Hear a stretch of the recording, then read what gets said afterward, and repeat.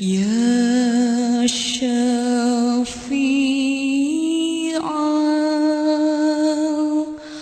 خلق الصلاة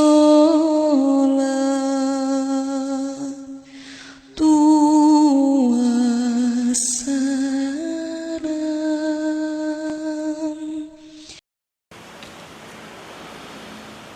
Assalamualaikum waalaikumsalam warahmatullahi wabarakatuh.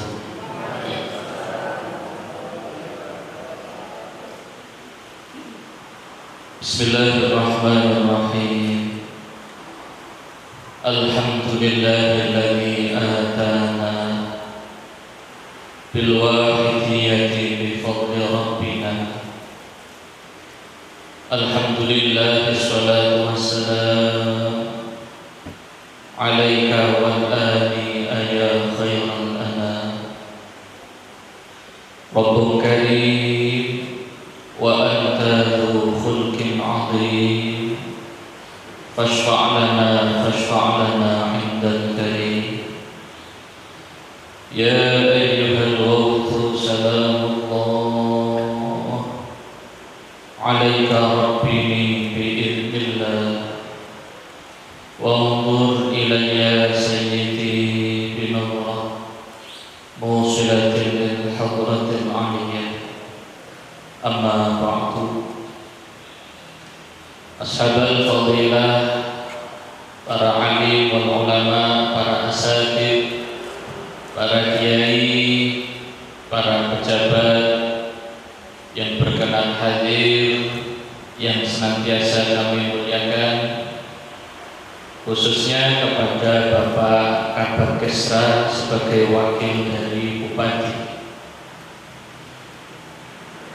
pengurus penyiar sholawat wahidiyah di berbagai tingkatan, baik yang duduk di majelis tahkim ataupun yang duduk di dewan pimpinan, yang senantiasa kami hormati, khususnya kepada Bapak Kiai Arif beserta Ibu Nyai yang senantiasa kami muliakan. Beliau takmir masjid yang senantiasa kami hormati, hadirin wal hadirat peserta mujahadah rubu'us sanah yang berbahagia rahimah wa hadakumullah. Untuk uraian tahmid tasyakkur bi hadratillah, salawat serta salam ke pangkuan beliau Rasulullah Muhammad sallallahu alaihi wasallam, salam ikraman wa ta'ziman kepada para awliyaillah wa ahbabillah, khususnya kepada beliau mufti hadzal zaman. Kami makmum kepada pembicara terdahulu. Para bapak ibu hadirin hadirat yang kami muliakan, ada seorang ulama. Ulama ini bernama Asy-Syaikh Mustafa Shadiq Ar-Rafi'i. Katanya Syekh Mustafa Shadiq Ar-Rafi'i ini, qimatu kulli syai'in hiya qimatul hajati ilaihi. Bahwasanya harga setiap sesuatu itu tergantung seberapa kita membutuhkan sesuatu tersebut. Betapa mahalnya sesuatu jika kita semakin membutuhkan sesuatu tersebut, begitu juga sebaliknya ketika kita tidak membutuhkan sesuatu tersebut, maka harganya pun akan semakin murah. Diteruskan oleh Syekh Mustafa Shadiq ini, faturabu shibrin minas sahil huwa fi nadril gharibi afmanu min kulli dhahabil ardi. Maka bagi orang yang hendak tenggelam, yang di tengah laut kemudian dia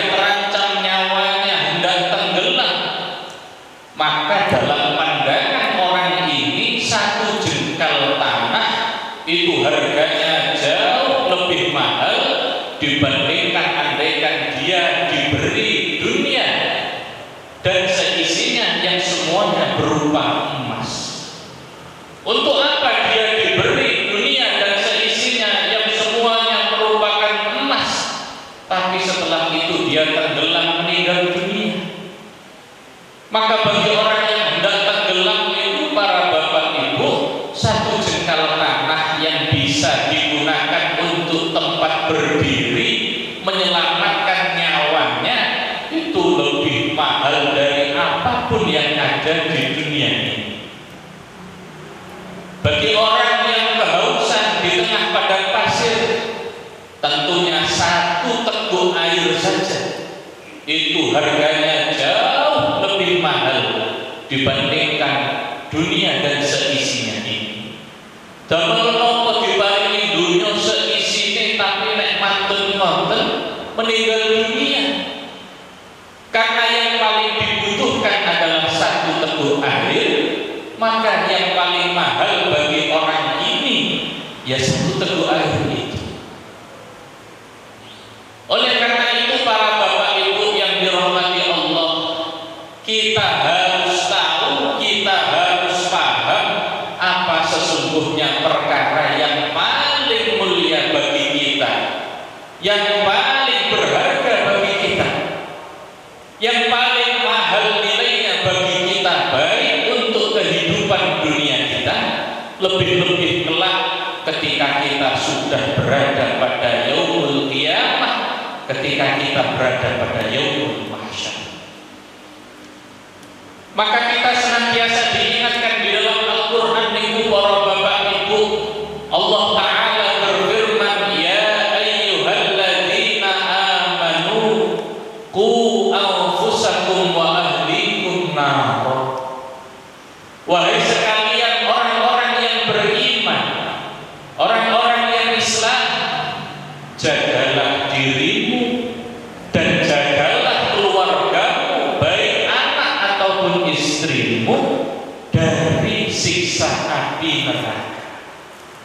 Niki artinya para bapak ibu, di antara hal yang sangat penting, sangat mahal bagi kula panjenengan niki, supaya kita kelak pada yaumul qiyamah oleh Allah dijauhkan dari api neraka, dijauhkan dari siksa yang amat pedih kelak pada yaumul akhirah, baik diri kita sendiri ataupun anak, istri, serta seluruh keluarga kita. Sehingga para bapak ibu yang dimuliakan Allah, dalam rangka agar kita, anak kita, istri kita, seluruh keluarga kita ini telah diselamatkan oleh Allah Subhanahu wa Ta'ala dari siksa neraka yang amat pedih. Di antara salah satu sebabnya adalah kita menghadiri majelis mujahadah ru'usanah pada malam hari ini. Di dalam majelis ini kita mengadakan zikir bersama. Di dalam majelis ini kita bermunajat bersama, kita membaca sholawat bersama, kita bertolabul ilmi bersama-sama. Sehingga para bapak ibu sudah menjadi kehausan bagi kita. Seharusnya yang berangkat ke sini bukan hanya diri kita, tetapi juga anak-anak kita. Kita ajak untuk mengikuti mujahadah ru'usanah, agar kita bisa berzikir bersama, menanamkan ilmu-ilmu, bersolawat bersama, bermunajat bersama. Karena tidak ada peninggalan yang lebih baik yang bisa kita berikan kepada anak kita, cucu kita, istri kita, dibandingkan menanamkan nilai-nilai kebaikan, nilai-nilai ilmu kesadaran kepada mereka. Sehingga para bapak ibu, saya itu pernah membaca ada kitab namanya Tilkal Ayyam. Ada kitab juga namanya Qisasul Ru'asa wal Muluk wal Umara. Di situ itu diceritakan ada Dahulu itu ada khalifah yang namanya Khalifah Al-Mansur. Khalifah Al-Mansur ini pada hari ketika beliau hendak dibaiat, hendak diangkat menjadi khalifah, memanggil ulama terbesar pada saat itu. Ulama ini bernama Al-Imam Muqatil bin Sulaiman. Maka para bapak ibu, kemudian Khalifah Al-Mansur ini berkata kepada Imam Muqatil, "Inni ya Muqatil, wahai Imam Muqatil, saya meminta nasihat kepada panjenengan. Saya meminta satu peringatan dari panjenengan. Apa yang harus saya siapkan sebagai khalifah ini?" Maka para bapak ibu, akhirnya Imam Muqatil ini menjawab, "A'iduka bima ra'aitu am bima sami'tu." Khalifah Al-Mansur, jenengan ini ingin saya berikan nasihat dengan satu riwayat yang pernah saya dengarkan, atau jenengan ingin saya kasih nasihat dengan perkara yang saya lihat dengan mata kepala saya sendiri? Akhirnya Khalifah Al-Mansur ini menjawab para bapak ibu, "Bal bima ra'aita." Ya, saya ini panjenengan nasihati dengan sesuatu yang panjenengan lihat dengan kepala panjenengan sendiri. Panjenengan lihat langsung dengan mata panjenengan. Sebab itu lebih meyakinkan karena panjenengan melihat sendiri, bukan hanya didengarkan saja. Maka para bapak ibu, Imam Muqatil ini memberikan satu nasihat yang luar biasa kepada Khalifah Al-Mansur. Imam Muqatil ini berkata, "Ya Amirul Mukminin, inna Umar bin Abdul Aziz anjaba ahada asyara walada wa taraka thamaniyata asyara dinara kufina bi khamsati dananir washturiya lahu qabr bi arba'ati dananir wa wuzzi'al baqi ala abnahi." Para bapak itu katanya Imam Muqatil, "Wahai Khalifah Al-Mansur, saya menyaksikan dahulu ada Khalifah Amirul Mukminin yang bernama Umar bin Abdul Aziz. Umar bin Abdul Aziz ini ketika meninggal dunia mempunyai anak 11 orang, putra 11 orang.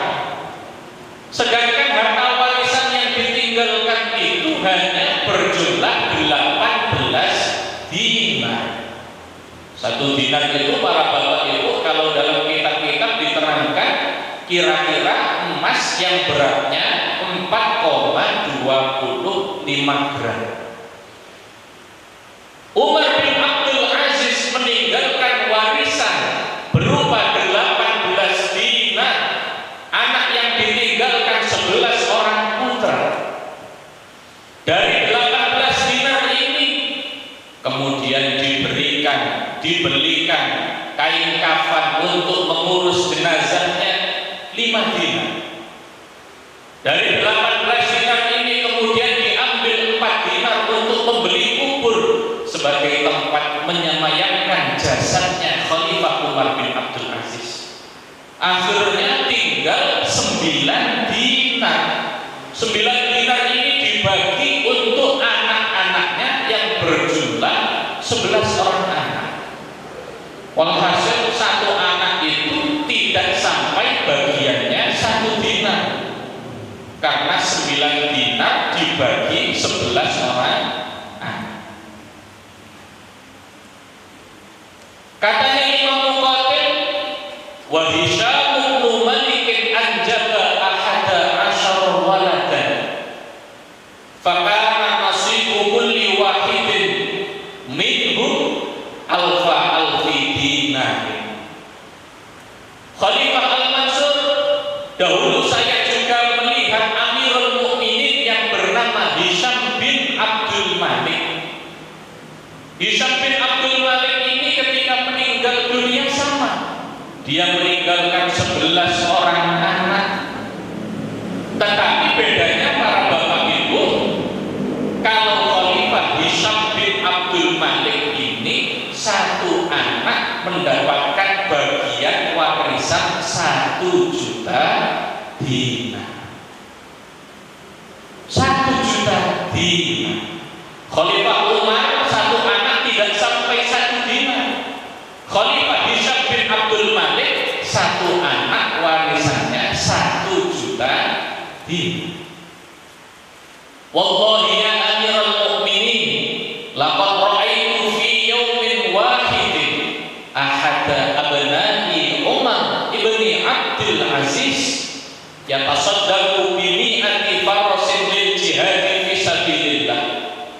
Wahai Khalifah Al-Mansur, katanya Imam Muqatil memberikan nasihat, demi Allah saya dahulu melihat bahwa salah satu putra dari Khalifah Umar bin Abdul Aziz memberikan sedekah kuda yang berjumlah 100 ekor untuk jihad fi sabilillah. Wa ahadu abnai Hisham yang tasawwaru fil aswaq. Di hari yang sama saya melihat ada salah satu putra dari Khalifah Hisham bin Abdul Malik sedang meminta-minta mengemis di pasar-pasar. Ini kan sesuatu yang sangat mengherankan para bapak ibu. Padahal dulu anak dari Khalifah Umar itu mendapatkan warisan tidak sampai 1 dinar, tetapi kemudian dia bisa memberikan sedekah 100 ekor kuda untuk digunakan jihad. Padahal dulu putra Khalifah Hisham, ketika Khalifah Hisham meninggal dunia, warisan anaknya 1 itu mendapat bagian 1 dinar. Tapi pada akhirnya dijumpai salah satu putranya sedang mengemis, meminta-minta di pasar-pasar. Maka para bapak ibu, Khalifah Umar bin Abdul Aziz ini ketika hendak meninggal dunia, ditanya oleh para sahabat-sahabatnya, ditanya oleh para keluarganya, "Mada tarakta li abnaika ya Umar?" Wahai Umar bin Abdul Aziz, panjenengan sudah mau meninggal dunia, panjenengan sudah sakit parah, sebentar lagi panjenengan berdesetu. Lah panjenengan ini mau memberikan warisan apa untuk anak-anak panjenengan yang jumlahnya 11 itu? Napa badhe panjenengan paringi bondo dinar yang banyak, dirham yang banyak, rumah yang luas, tanah yang luas? Maka para bapak ibu, Khalifah Umar bin Abdul Aziz ini menjawab, taraktu lahum taqwallah. Aku meninggalkan untuk anak-anakku ilmu, untuk dia bisa menjadi orang yang bertakwa kepada Allah. Aku meninggalkan kepada mereka nilai-nilai adab yang baik. Aku meninggalkan untuk mereka ilmu-ilmu kesadaran kepada Allah. Aku meninggalkan kepada mereka warisan yang bukan harta, tetapi warisan ilmu. Fa in kanu sholihin, wallahu yatawallas sholihin. Jika anakku ini memang orang-orang yang sholih, sanjani Khalifah Umar, maka pasti Allah sudah berjanji di dalam Al-Quran, Allah akan menanggung, Allah akan merawat, Allah akan menjamin orang-orang yang sholih, orang-orang yang baik, orang-orang yang bertakwa. Kalau dalam istilah wakiliyah, orang-orang yang sadar kepada Allah. Fa'ikalu ghayra dzalik, tapi nek pancen anak-anak kula niki bukan orang-orang yang sholih, bukan orang-orang yang baik, falan atruka lahum ma yu'inuhum ala maksiatillah, maka setidak-tidaknya saya tidak meninggalkan harta yang bisa digunakan untuk bermaksiat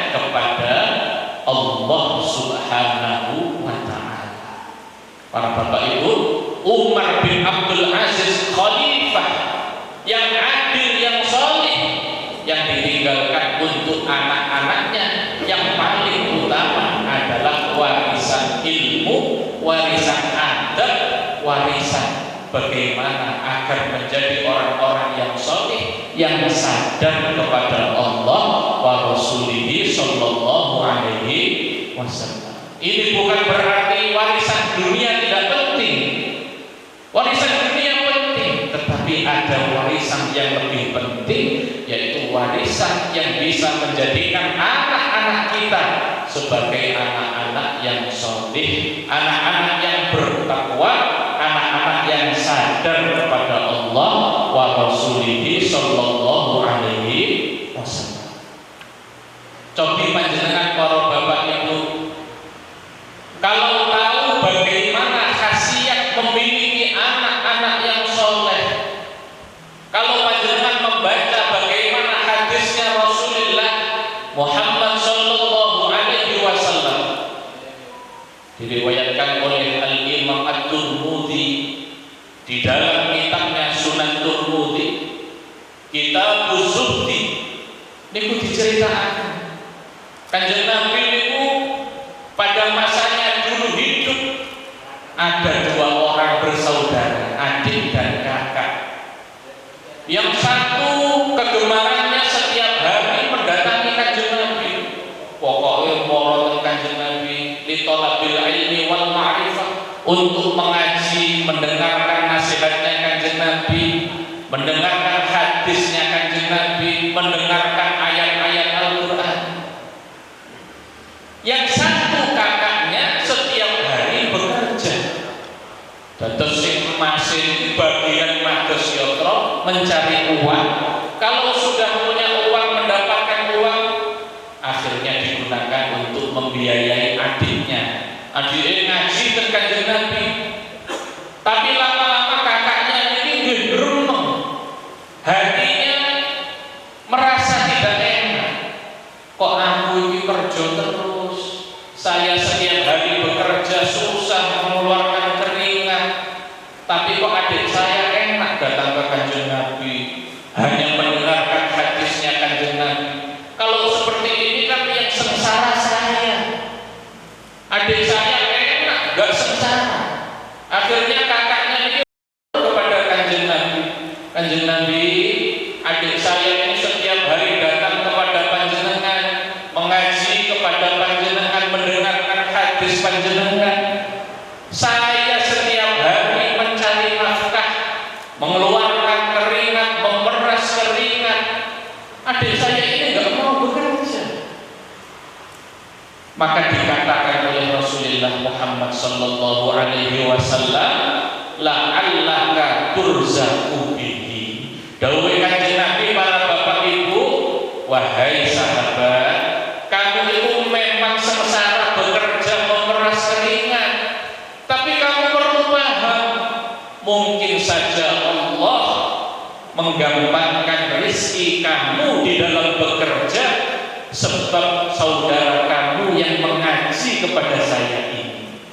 Mungkin saja rezekimu dilapangkan oleh Allah itu bukan sebab semangatmu bekerja, tetapi karena adikmu yang mau mengaji ini.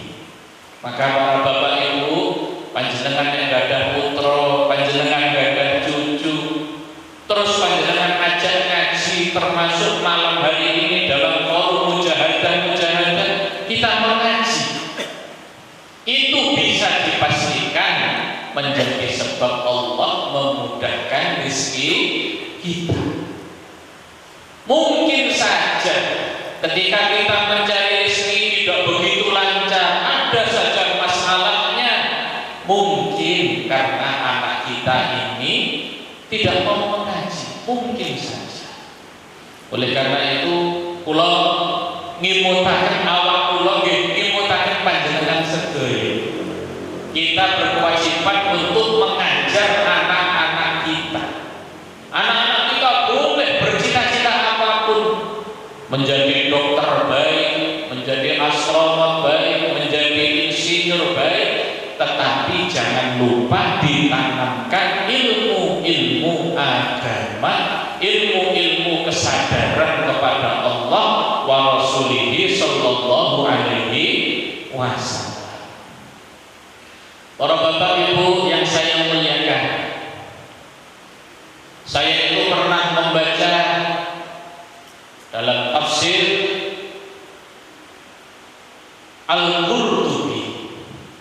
Di dalam tafsir Al-Qurtubi, Al-Imam Al-Qurtubi ketika menjelaskan satu ayat, yu'til hikmata man yasha wa man yu'tal hikmata faqad utiya khairan katsiran. Sesungguhnya Allah memberikan hikmah kepada orang yang dikehendaki oleh Allah. Barang siapa diberikan hikmah oleh Allah, berarti dia telah diberi kebaikan-kebaikan yang banyak oleh Allah. Itu di dalam tafsirnya diceritakan ada ulama yang bernama Al-Imam Thabit ibn Ajlan. Imam Thabit ini ketika menafsirkan ayat ini menuturkan satu riwayat. Katanya Imam Thabit ibn Ajlan, innallaha la yuridul adzaba bi ahlil ardi. Sesungguhnya Allah sudah menetapkan akan menurunkan satu azab kepada penduduk dunia, penduduk satu desa, penduduk satu kabupaten. Tetapi fa idza sami'a ta'limal mu'allim sibyanal hikmata sarafa dzalika anhu. Kalau Allah sudah mendengarkan ada bapak guru, ada bapak ustaz, ada kiai yang kemudian mau mengajar anak-anak kecil, mengajar bagaimana membaca Al-Quran yang baik, mengajar bagaimana caranya sholat, mengajar bagaimana caranya wudhu, termasuk mengajar bagaimana caranya untuk sadar kepada Allah wa Rasulihi sallallahu alaihi wasallam, maka saat itu pula Allah akan memalingkan azab dari orang-orang yang seharusnya sudah disiksa oleh Allah. Kula panjenengan niku dosane kathah. Dosane boten saged diitung. Bendinten dosa. Betapa sering lisan kita menggunjing orang, berkata yang tidak baik terhadap orang. Betapa sering hati kita merasa lebih baik dari orang. Dosa-dosa ini menjadikan sebab Allah akan menurunkan azab.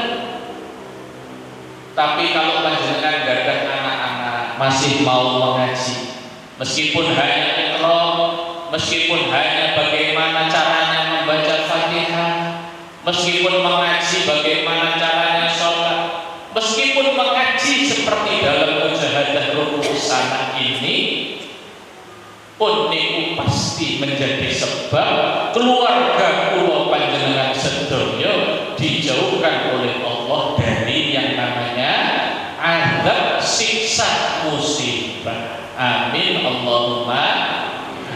Artinya para bapak ibu, kalau namung ngimutaken kula lan panjenengan sedaya, mari ketika kita bermujahadah jangan hanya membawa nama kita saja, tetapi mari kita bawa anak kita, cucu kita, keluarga kita, termasuk bapak, ibu, kakek, nenek kita yang sudah meninggal. Ini sudah pasti menjadi sebab Allah akan mengangkat bala azab musibah bagi orang-orang yang kita ajak, kita hadiahi mujahadah kita. Amin Allahumma. Para bapak ibu yang dimuliakan oleh Allah, ada kitab itu namanya Tafsir Mafatihul Ghaib. Tafsir Mafatihul Ghaib ini dikarang oleh Al-Imam Fakhruddin Ar-Razi, ulama besar pada abad-abad yang telah berlalu. Imam Fakhruddin Ar-Razi ini ketika menjelaskan surah Fatihah sampai pada ayat Bismillahirrahmanirrahim, ini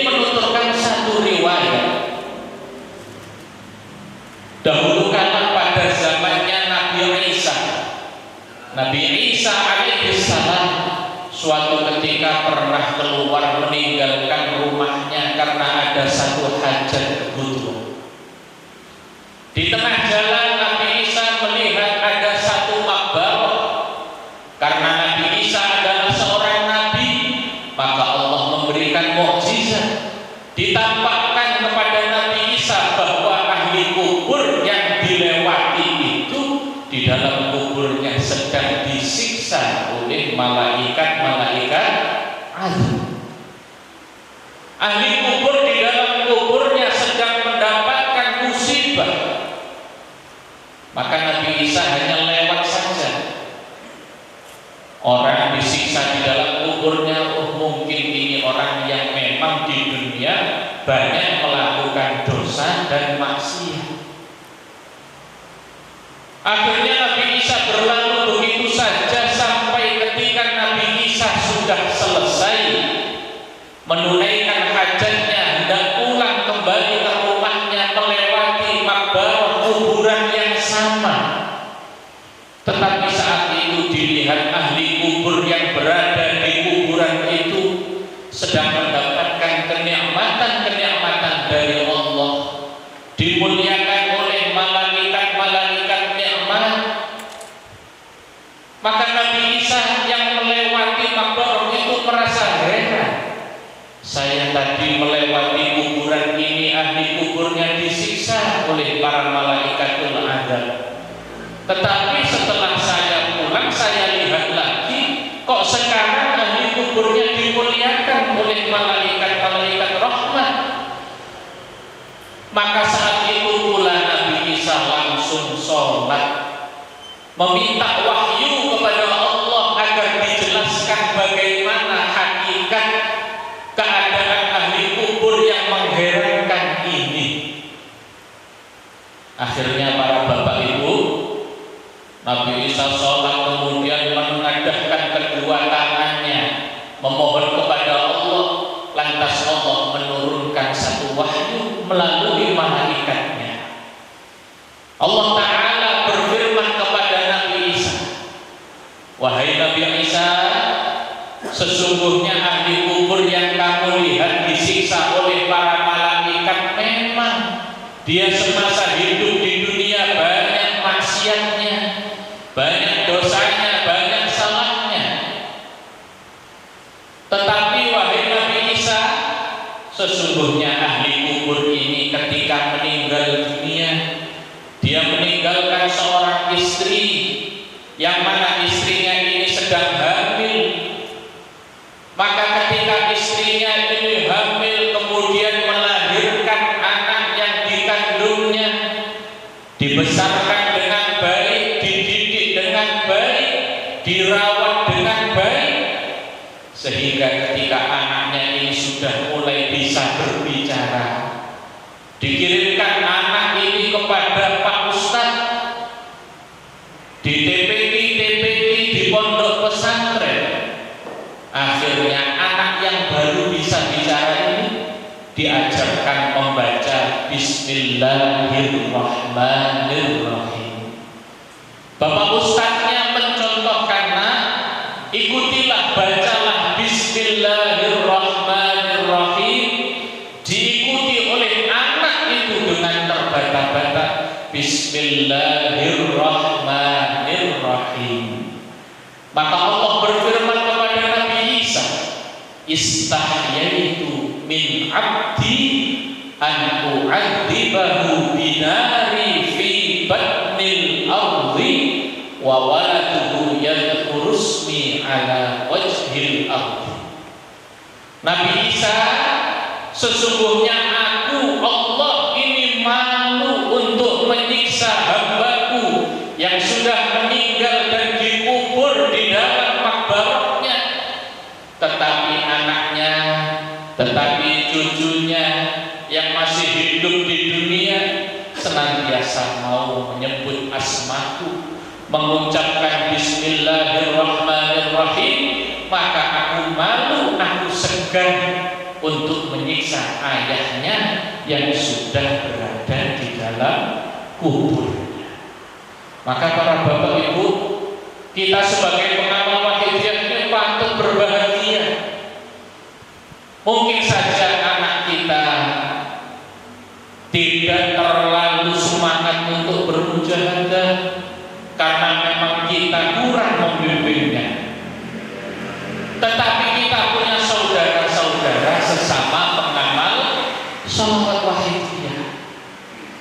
Bagaimana senangnya kita, bagaimana senangnya ahli kubur kita, bapak ibu kita yang sudah di dalam kuburnya, ketika kita membaca Bismillahirrahmanirrahim, apalagi ketika kita bermujahadah bukan hanya Bismillah, komplit surah Fatihah, bukan hanya surah Al-Fatihah, kita membaca sholawat kepada Rasulullah Muhammad sallallahu alaihi wasallam, maka pasti ahli kubur kita sangat bergembira.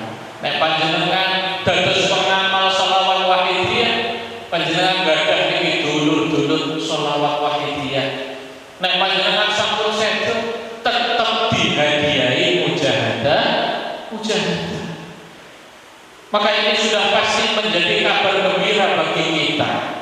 Maka saya mengingatkan kembali awak kula yang panjenengan sedaya, monggo mari kita istiqomahi untuk mengamalkan sholawat wahidiyah ini. Lebih-lebih kalau kita bisa mengajak anak kita, cucu kita, saudara-saudara kita, kaum kerabat kita, agar pada akhirnya kita semua dikumpulkan oleh Allah di dalam surga yang penuh kenikmatan. Amin Allahumma amin. Para bapak ibu hadirin hadirat yang kami muliakan, hakikatnya beliau muallif sholawat wahidiyah ketika mengarang sholawat wahidiyah dan dibarengi dengan ajaran-ajaran wahidiyah, kalau kita resapi sesungguhnya ajaran-ajaran wahidiyah itu adalah ajaran-ajaran Islam itu sendiri, bukan ajaran baru. Muallif memiliki satu bimbingan ajaran yang namanya lillah.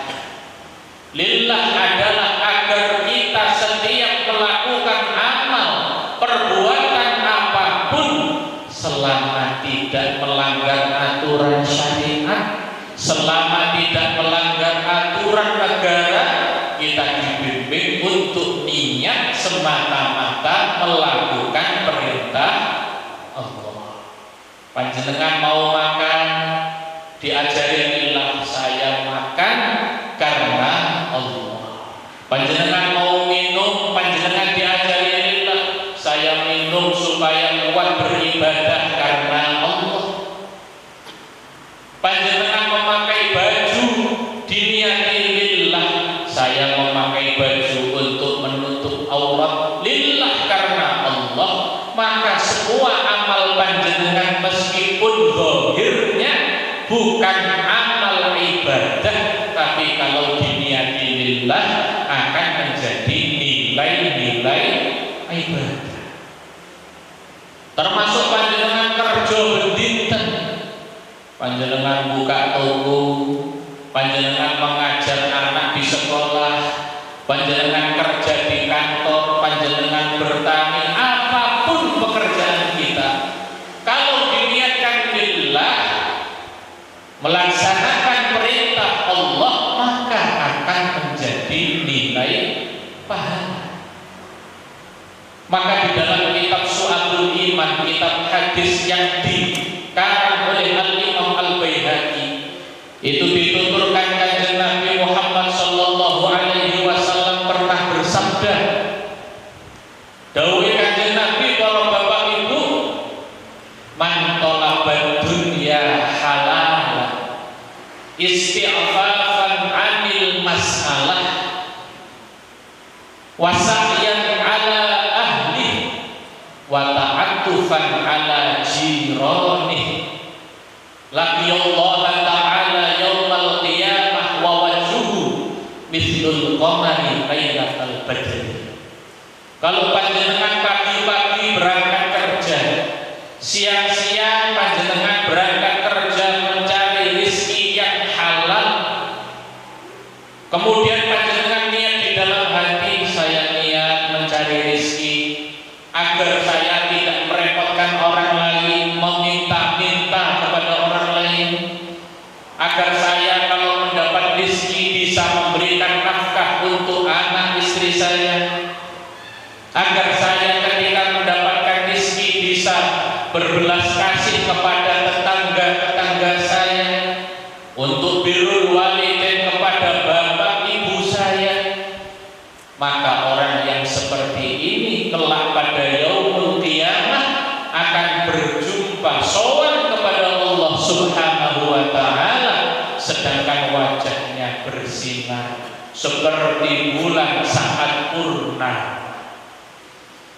Tegese panjenengan niku ketinggalan dohire kerja. Tiang kerja niku nggih golek dunya. Mungkin sing ningali boten paham nganggo panjenengan, orang itu betapa cintanya dengan dunia, sehari-hari menyibukkan diri dengan bekerja. Tetapi kalau panjenengan bekerja diniatkan lillah, semata-mata karena Allah, maka kerja panjenengan ini bernilai ibadah. Nah, ini di dalam wahidiyah dinamakan lillah, agar semua aktivitas kita, baik yang mubah, sunnah, wajib, asal tidak haram atau makruh, untuk diniatkan semata-mata melaksanakan perintah Allah Subhanahu wa ta'ala. Maka para bapak ibu, saya itu ingat ada salah satu makalah yang diucapkan oleh ulama yang bernama Syekh Yusuf Al-Qaradawi di dalam kitabnya yang bernama At-Tawakkul. Syekh Yusuf Al-Qaradawi ini pernah berkata seperti ini, ma ajmala ayyaj'alal fallahu fa'sahu misbahatah. Seorang petani itu bisa dengan cangkulnya dia berangkat ke sawah, ke ladang, kemudian mencangkul tanah, tetapi oleh Allah dia dicatat sedang bertasbih kepada Allah. Artinya dia mencangkul tapi dinilai ibadah kepada Allah jika dia melakukan itu semata-mata karena Allah. Wa yaj'al najjaru min syarahu misbatah. Seorang ahli kayu kelihatannya dia menggergaji kayunya. Kalau gergaji niku gergaji kayu, tetapi sebenarnya dia oleh Allah dicatat sedang bertasbih. Sebab apa? Dia melakukan itu semata-mata karena perintah Allah atau lillah. Wa yaj'alal haddadu miqraqatahu misbahatah. Tukang pandai besi kelihatannya dengan palunya memukul besi, membentuk besi sesuai dengan bentuk yang diinginkan, tetapi oleh Allah dia dicatat sedang bertasbih. Panjenengan ten kantor kerja, panjenengan nopo mawon ibadah kerjane, kalau diniatkan lillah, maka kerja kita itu bernilai seperti tasbih kepada Allah. Dalam artian kerja kita dinilai sebagai amal kebaikan, amal ibadah, amal soleh oleh Allah Subhanahu wa ta'ala. Ini namanya lillah para bapak ibu. Biasanya orang bekerja itu ya pasti ada masalah. Orang berjuang seperti panjenengan ini pasti ada masalah. Di dalam pekerjaan menjumpai satu masalah, di dalam perjuangan menjumpai satu masalah. Maka dikatakan oleh Kanjeng Nabi Muhammad sallallahu alaihi wasallam di dalam kitab namanya Hilyatul Auliya, diceritakan inna minadz-dzunubi dzunuban la yukaffiruha as-salatu walas siyamu walal hajju walal umrah. Dawuh Kanjeng Nabi, para bapak ibu, ada dosa, ada satu jenis dosa. Dosa ini oleh Allah tidak akan dimaafkan meskipun seseorang itu banyak sholat, meskipun seseorang itu banyak berpuasa, meskipun seseorang itu rajin berangkat ke tanah suci, melakukan haji, melakukan umrah, tetapi ada satu jenis dosa yang tidak bisa dihapus dengan sholat kita, puasa kita, haji kita, umrah kita. Maka para bapak ibu, akhirnya para sahabat heran, kok ada dosa itu tidak bisa dihapus dengan sholat, dengan puasa, bahkan dengan haji atau dengan umrah. Maka para sahabat ini bertanya kepada Kanjeng Nabi, fama yukaffiruha ya Rasulullah. Kanjeng Nabi, kalau begitu dosa itu bisa dihapus dengan apa? Kalau haji saja tidak bisa menjadi sebab dosa ini diampuni, lantas apa yang bisa menjadikan dosa ini diampuni oleh Allah? Para bapak ibu, Kanjeng Nabi dawuh kepada para sahabat, al-humumu fi talabil ma'isyah. Dosa-dosa ini bisa dihapus oleh Allah Subhanahu wa ta'ala ketika kita sedang bingung, ketika kita sedang prihatin, ketika kita sedang susah untuk memikir mencari rezeki yang halal. Panjenengan kerja misalnya, berdagang, dagangannya tidak laku, panjenengan bingung, ya Allah, saya ini punya istri, punya anak, butuh nafkah saya, tetapi dagangan saya ini kok tidak laku-laku. Panjenengan susah di dalam rangka mencari rezeki yang halal. Ini menjadi sebab Allah menghapus dosa-dosa panjenengan, yang dosa ini tidak bisa dihapus meskipun kita banyak sholat, banyak puasa, banyak haji, banyak umrah. Makanya panjenengan kerja diniati lillah. Selain kita mendapatkan nilai-nilai kebaikan, dosa-dosa kita juga akan diampuni oleh Allah Subhanahu wa ta'ala. Panjenengan gadah pulang ngimungi uang, bilang kok mati-mati mau, susah. Ya Allah, ini kan untuk mensekolahkan anak saya. Panjenengan susah panjenengan di dalam mencari rezeki itu menjadi sebab Allah mengampuni dosa-dosa panjenengan sedaya. Maka ini adalah lillah, menjadikan kerja kita meskipun dohirnya bukan ibadah, tetapi menjadi nilai-nilai ibadah kepada Allah Subhanahu wa ta'ala. Setelah kita bekerja diniati lillah, mendapatkan rezeki, tampaknya rezekinya itu sedikit, tapi karena kita lillah, kita bekerja diniati karena Allah, maka sedikitnya ini barokah. Kalau sedikit tapi barokah, panjenengan kasihkan kepada anak panjenengan, dibuat makan anak panjenengan, istri panjenengan. Rezeki yang barokah ini dituturkan oleh Al-Imam Al-Ghazali di dalam kitabnya Ihya Ulumuddin. Katanya Imam Ghazali, inna awwala luqmatin yakuluhal abdu min halalin yughfaru lahu ma salafa min dzunubi. Satu suap saja, satu suap saja dari hasil panjenengan kerja, panjenengan niati ibadah lillah, mendapatkan rezeki, satu suap dimakan oleh anak panjenengan, dimakan oleh istri panjenengan, dimakan oleh bapak ibu panjenengan. Ini menjadi yufar lahu salafa min dunubi, penyebab Allah mengampuni, memaafkan dosa-dosa orang yang memakan satu suap yang halal ini. Jadi kalau panjenengan ingin anak-anak yang pintar, anak-anak yang soleh, anak-anak yang nurut, sebenarnya resepnya gampang.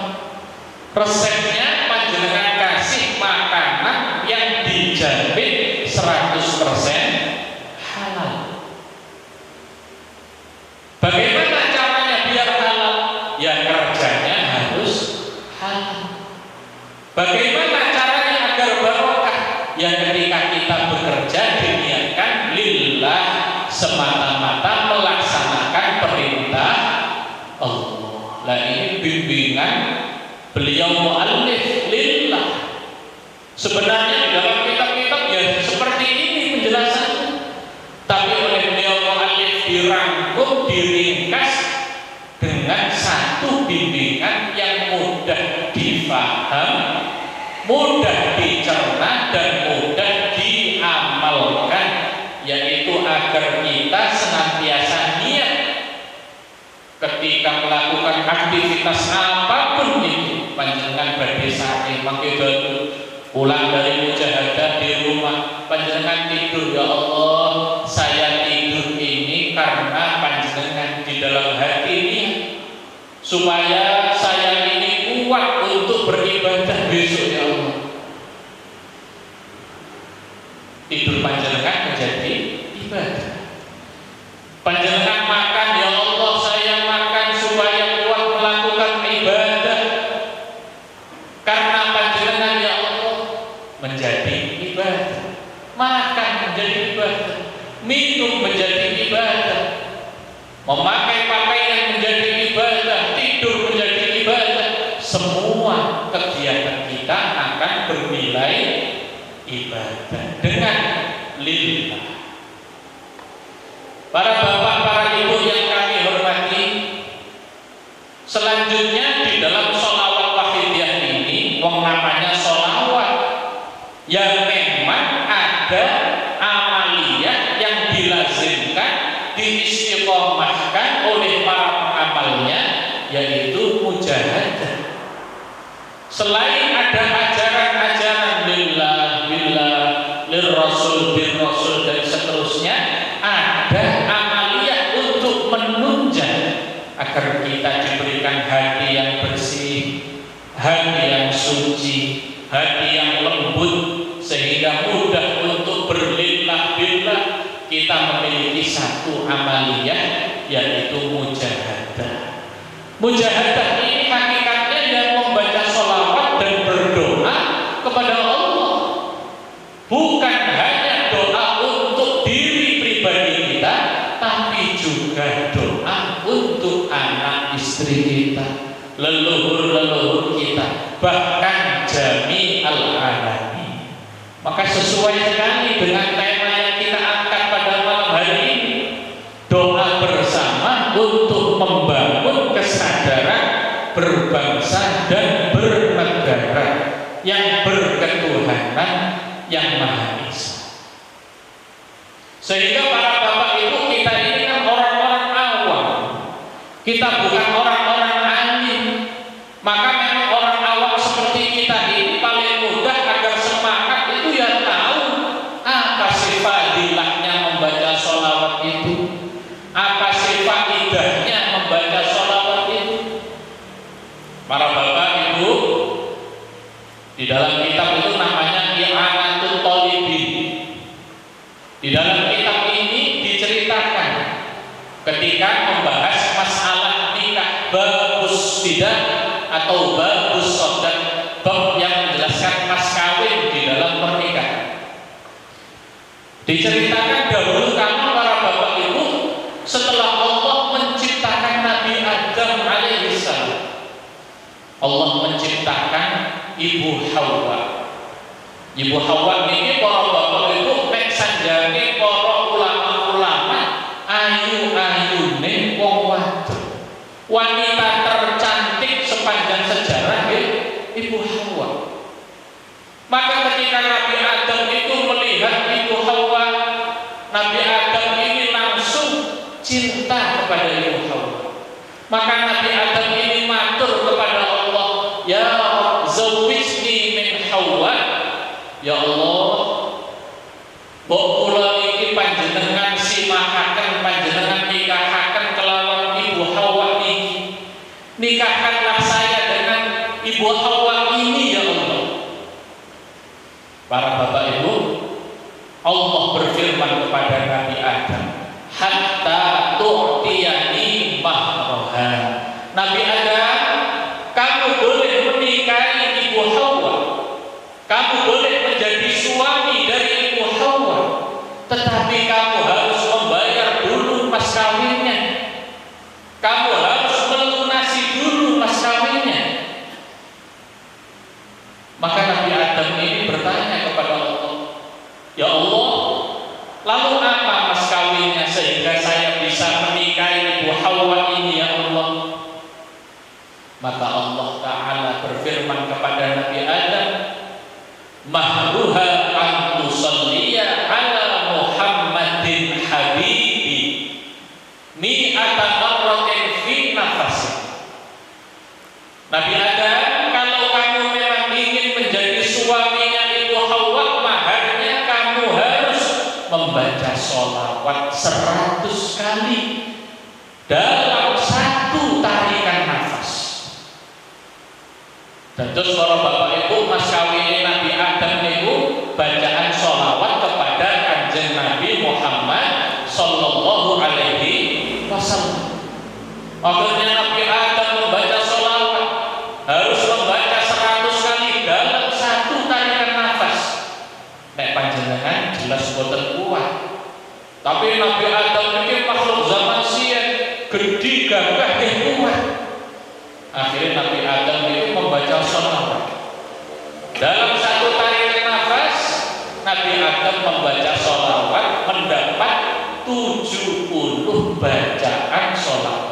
Sallallahu ala Muhammad, sallallahu ala Muhammad, sallallahu ala Muhammad. Niku mendapatkan 70. Akhirnya kurang 30. Dipun dawuhi kalian Gusti Allah, labas, tidak apa-apa Nabi Adam, sudah 70 ini menjadi mahar yang engkau dahulukan, 30 ini kamu lunasi nanti. Sehingga para bapak ibu, mahar itu boten harus dibayar secara kontan. Orang menikah itu kadang ngeten mahare menyicil, tidak kontan. Karena memang Nabi Adam dahulu itu maharnya sholawat yang harusnya dibaca 100 kali dalam satu tarikan nafas, ternyata hanya mendapatkan 70 kali baca. Artinya para bapak ibu, panjenengan kalau ingin seperti Nabi Adam, Nabi Adam itu dipuji oleh Allah, tetapi ya diberi pertolongan, akhirnya diberi kebaikan-kebaikan, dzurriyyahnya lestari, dzurriyyahnya ada sampai yaumul qiyamah. Panjenengan nek ingin keluarga panjenengan dados tiyang sing sae, anak-anake dados tiyang sing saleh salihah, salah satu caranya panjenengan istiqomah membaca sholawat kepada Rasulullah Muhammad Sallallahu Alaihi Wasallam. Ini kados Nabi Adam. Di dalam kehidupan cobaan yang mesti wonten, tapi setiap cobaan pasti nanti akan dimudahkan oleh Allah bagi orang-orang yang ahli membaca sholawat. Yang penting panjenengan mau sholawat itu istiqomah ngoten mawon. Dilanggengkan ngoten mawon. Jangan terburu-buru meminta hasil. Dawuh Kanjeng Nabi, yustajabu li ahadikum ma lam ya'jal. Panjenengan nek donga, panjenengan mujahadah, panjenengan membaca sholawat mesti diijabahi kalih Gusti Allah. Pokok panjenengan tidak terburu-buru. Bagaimana gambaran terburu-buru itu? Dawuh Kanjeng Nabi, fayaqul qad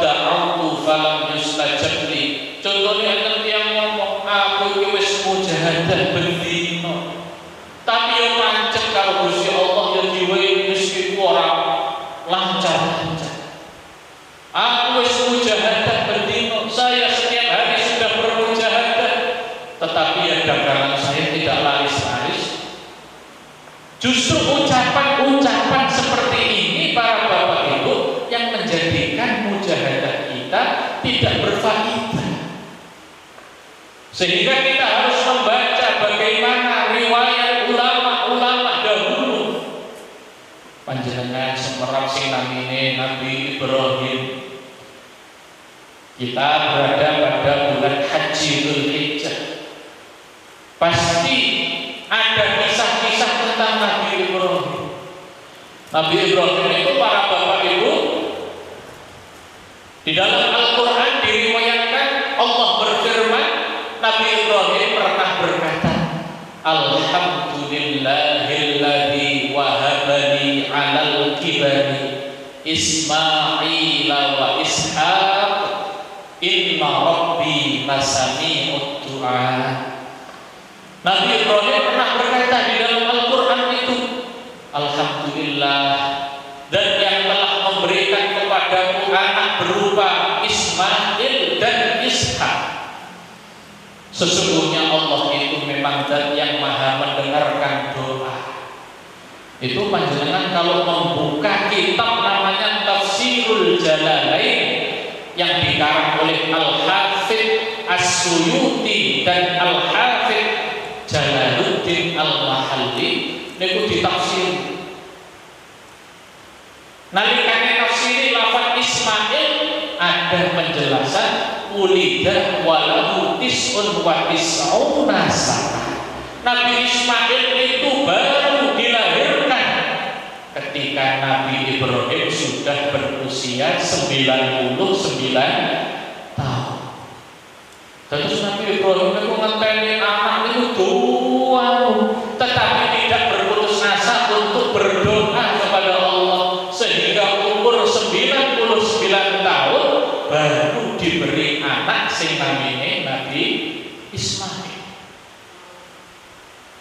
Ketika menafsirkan lafaz Ishak, anak kedua dari Nabi Ibrahim, ditafsiri di dalam Tafsirul Jalalain, wulida walahu mi'atun wa hatta asyrata sanah. Nabi Ishak dilahirkan ketika Nabi Ibrahim sudah berusia 112 tahun.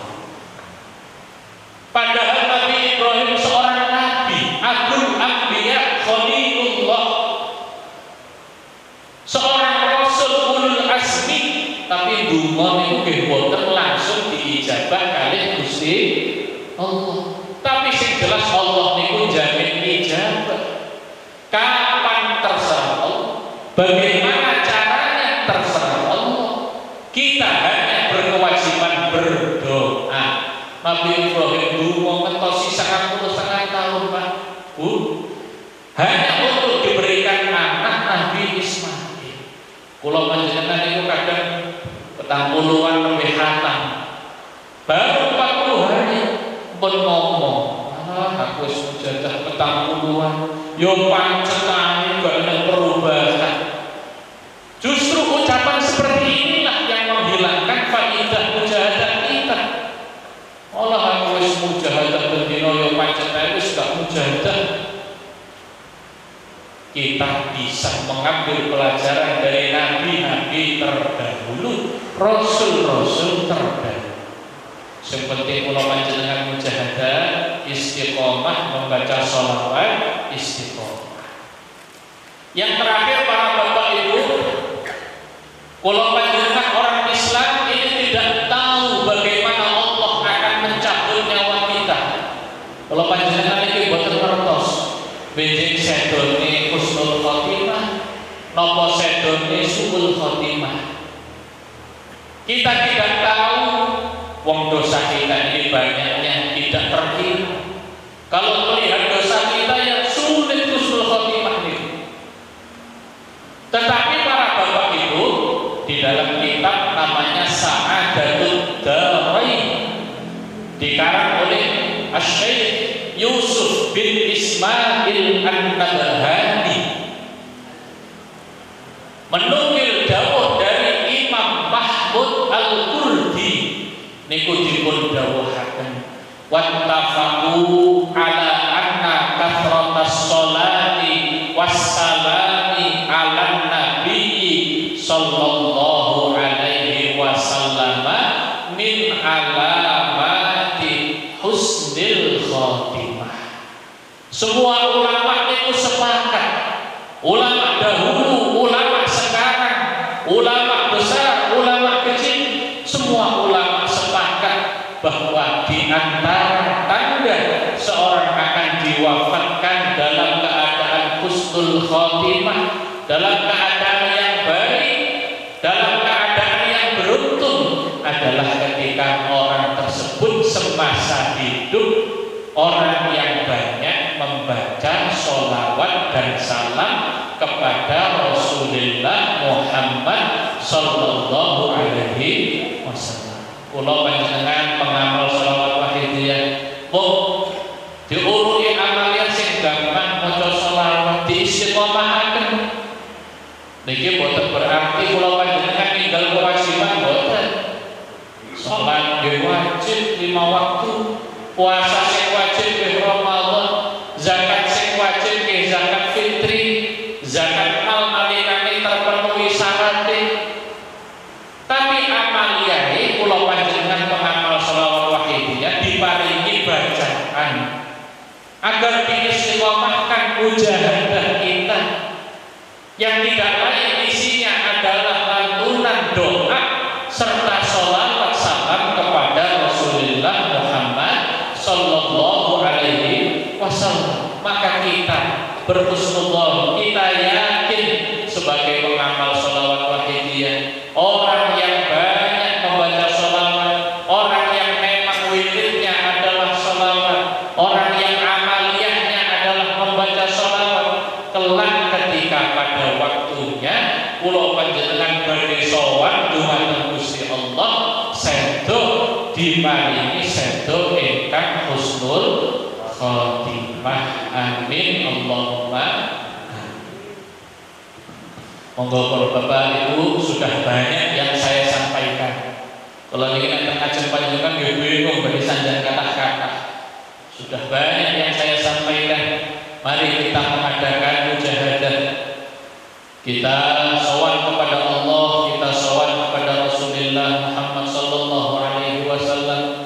Kita sowan kepada Ghuthi hadzal zaman. Mari dengan adab yang sebaik-baiknya, adab zahir, adab batin.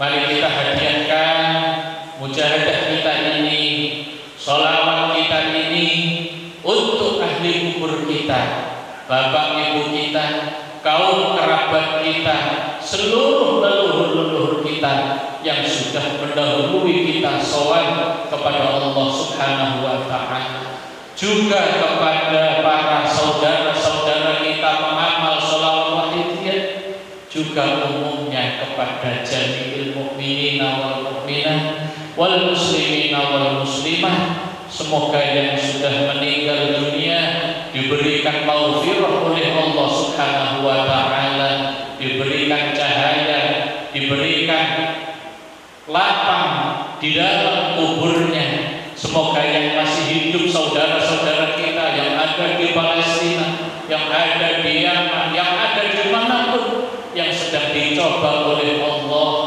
benar-benar mendapatkan pertolongan dari Allah, segera diangkat musibah, segera diangkat cobaannya oleh Allah Subhanahu wa taala.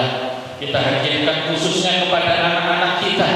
Semoga anak-anak kita menjadi anak-anak yang benar-benar bisa melanjutkan perjuangan kita sebagai pengamal sholawat wahidiyah, melanjutkan estafet perjuangan sholawat wahidiyah menjadi anak-anak yang soleh-solehah, menjadi anak-anak yang qurrata a'yun, menggembirakan ketika kita melihatnya, menggembirakan ketika di dunia, lebih-lebih menggembirakan kelak ketika pada yaumul qiyamah. Al-Fatihah.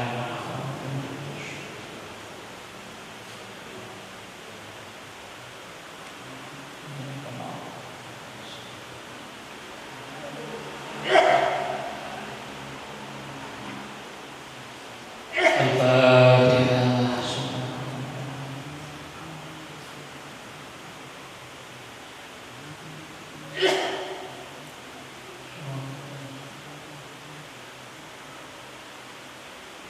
Al-Fatihah.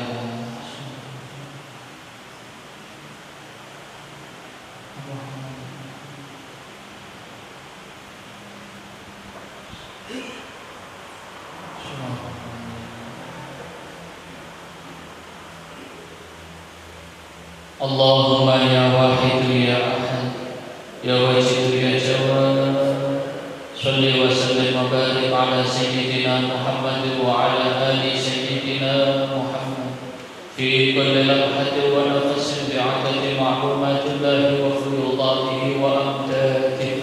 Allahumma ya wahidu ya ahad ya wajidu ya jawad salli wa sallim wa barik ala sayyidina Muhammad wa ala ali sayyidina Muhammad fi kulli lamhatin wa nafasin bi'adadi ma'lumatillahi wa fuyudatihi wa amdadihi. Allahumma ya wahidu ya ahad ya wajidu ya jawad salli wa sallim wa barik ala sayyidina Muhammad wa ala ali sayyidina Muhammad fi kulli lamhatin wa nafasin bi'adadi ma'lumatillahi wa fuyudatihi wa amdadihi.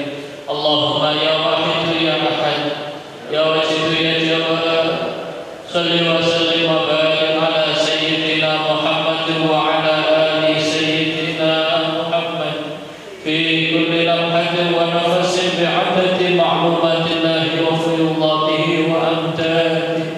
Allahumma ya wahidu ya ahad ya wajidu ya jawad salli wa sallim wa barik ala sayyidina Muhammad wa ala ali sayyidina Muhammad fi kulli lamhatin wa nafasin bi'adadi ma'lumatillahi wa fuyudatihi wa amdadihi. Allahumma kama anta ahluh salli wa sallim wa barik ala sayyidina wa maulana wa syafi'ina wa habibina wa qurrati a'yunina Muhammadin sallallahu alaihi wasallam kama huwa ahluh.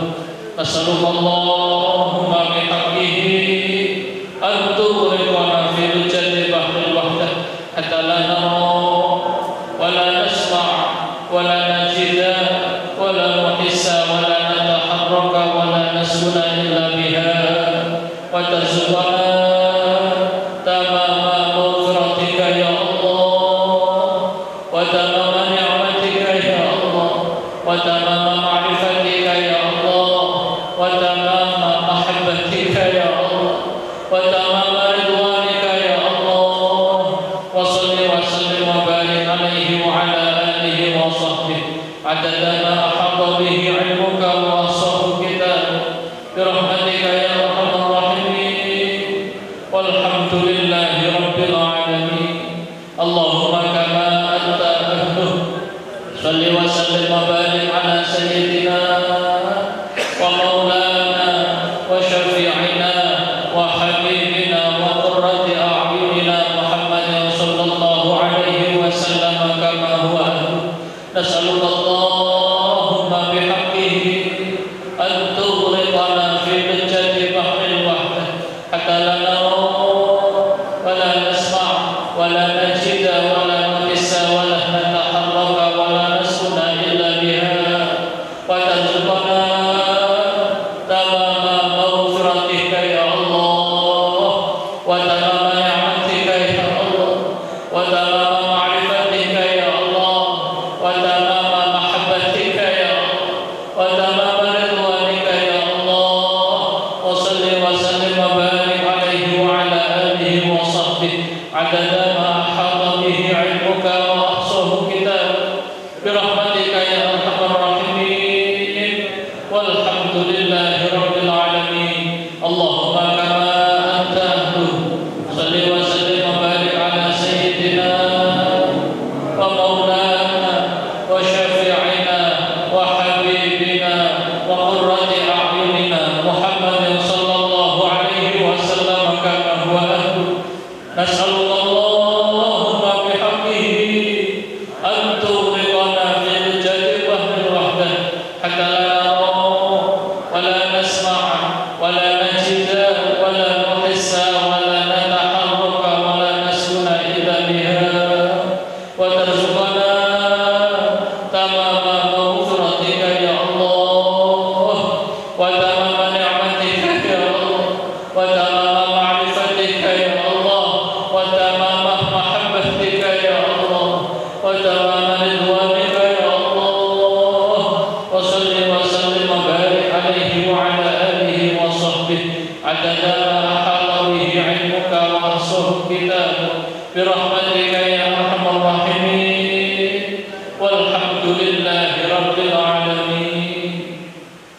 يا شافع الخلق الصلاة والسلام عليك نور الخلق هاتيا أنا وأصله وروحه أدركني فقد ظلمت عبثه ربي وليس لي يا سيدي سواك فإن ترد كنت شخصا هالكا يا شافع الخلق الصلاة والسلام عليك نور الخلق هاتيا أنا وأصله وروحه أدركني فقد ظلمت عبثا ربي وليس لي يا سيدي سواك فإن ترد كنت شخصا هالكا يا شافع الخلق الصلاة والسلام عليك نور الخلق هاديا أنا وأصله وروحه أدركني فقد ظلمت عبثا ربي وليس لي يا سيدي سواك فإن ترد كنت شخصا هالكا يا سيدي يا رسول الله يا سيدي يا رسول الله يا سيدي يا رسول الله يا سيدي يا رسول الله يا سيدي يا رسول الله يا سيدي يا رسول الله يا سيدي يا رسول الله يا أيها الغوث سلام الله عليك ربي بإذن الله وانظر إليه يا سيدي بنظرة موصلة للحضرة العلية يا أيها الغوث سلام الله عليك ربي بإذن الله وانظر إليه يا سيدي بنظرة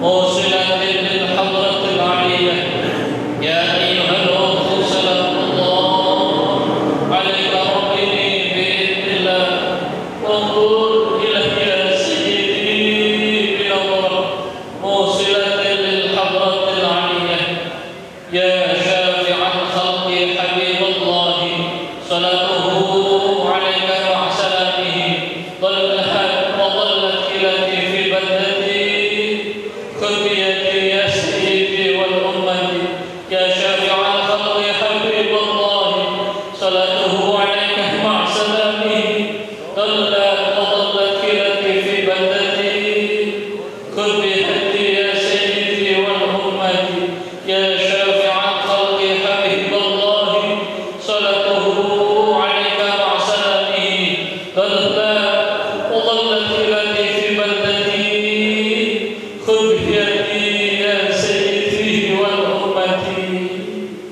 يا سيدي يا رسول الله يا سيدي يا رسول الله يا سيدي يا رسول الله يا سيدي يا رسول الله يا سيدي يا رسول الله يا سيدي يا رسول الله يا سيدي يا رسول الله يا ربنا اللهم صل وسلم على محمد شفيع الأمم والآل واجعل الأنام مسرعين بالواحدية لرب العالمين ربنا اغفر يسر افتح واهدنا قرب ألف بيننا يا ربنا اللهم صل وسلم على محمد شفيع الأمم والآل واجعل الأنام مسرعين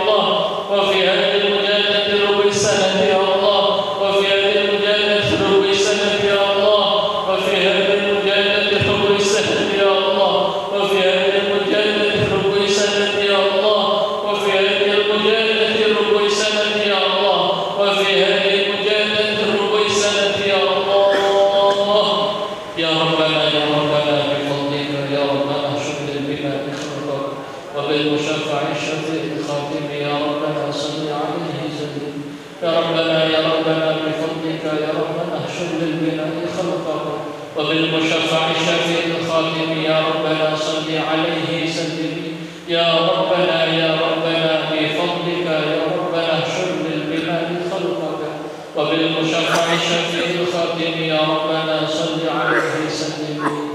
استغفار. الفاتحة.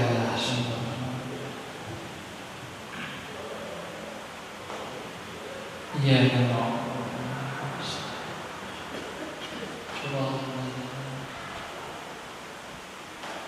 بسم الله الرحمن الرحيم.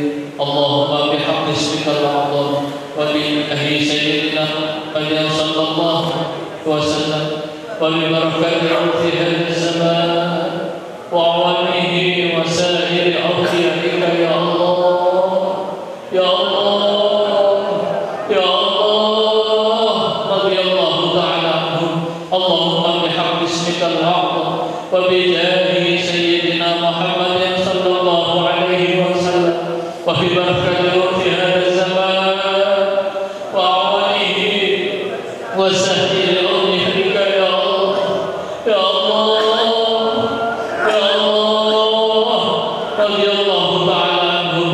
اللهم بحق اسمك الأعظم وبجاه سيدنا محمد صلى الله عليه وسلم وببركة عرف هذا الزمان وعوامه وسائر أوليائك يا الله يا الله يا الله رضي الله تعالى عنهم. بلغ جميع العالمين نداءنا هذا واجعل فيه تأثيرا بليغا. بلغ جميع العالمين نداءنا هذا واجعل فيه تأثيرا بليغا. بلغ جميع العالمين نداءنا هذا واجعل فيه تأثيرا بليغا. فإنك على كل شيء قدير وبالإجابة جدير. فإنك على كل شيء قدير وبالإجابة جدير. فإنك على كل شيء قدير وبالإجابة جدير. ففروا إلى الله ففروا إلى الله ففروا إلى الله ففروا إلى الله ففروا إلى الله ففروا إلى الله ففروا إلى الله. وقل جاء الحق وزهق الباطل إن الباطل كان زهوقا. وقل جاء الحق وزهق الباطل إن الباطل كان زهوقا. وقل جاء الحق وزهق الباطل إن الباطل كان زهوقا. الفاتحة.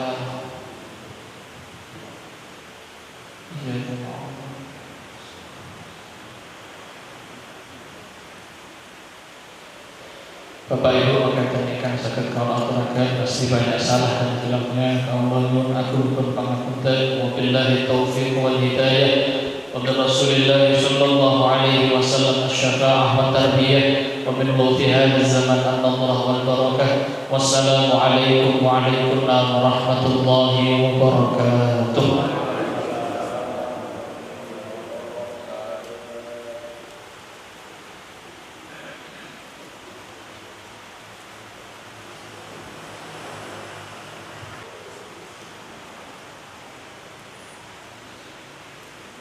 Ucapkan terima kasih kepada beliau Bapak Kiai Muhammad Makin MPD dengan iringan doa jazakumullahu khairati wa sa'adat dunya wal akhirah. Amin.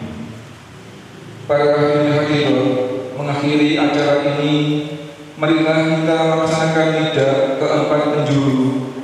Hadirin hadirat dimohon berdiri menghadap ke arah barat.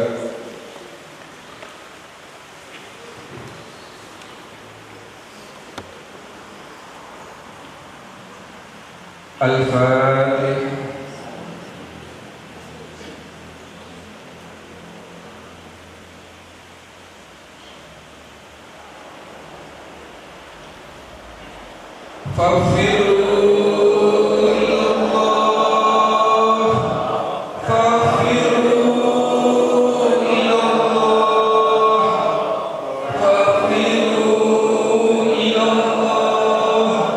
Wa qul jaa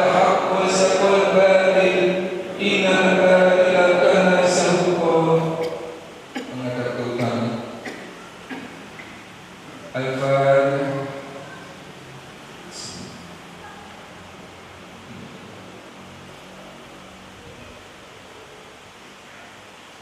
Faghfiru ilallah, faghfiru ilallah, faghfiru ilallah.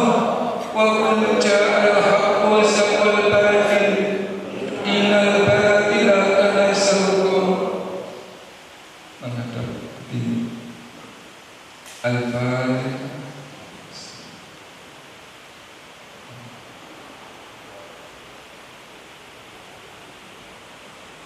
Faghfiru ilallah, faghfiru ilallah, faghfiru ilallah. Wa qul ja'al haqqu wa zahaqal batil, innal batila kana zahuqa. Menghadap ke sana. Al-Fatihah.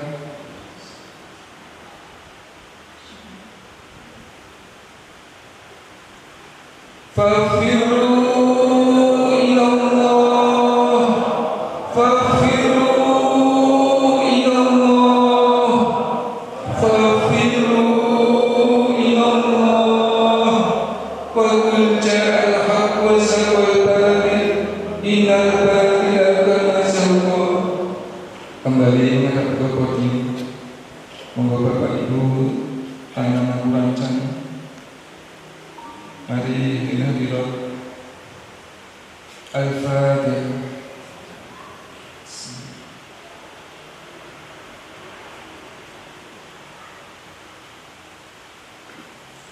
Ya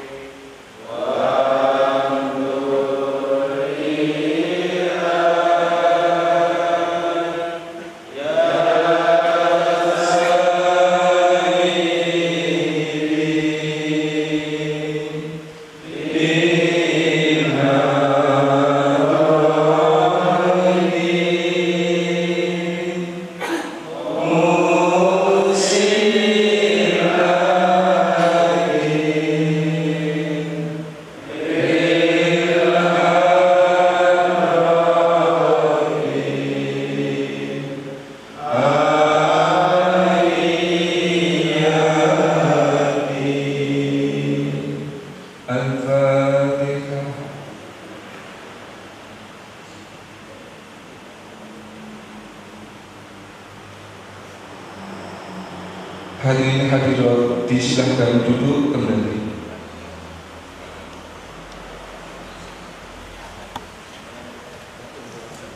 Hadirin hadirat yang kami hormati, dengan selesainya acara ini, marilah kita ucapkan Alhamdulillahirabbil alamin.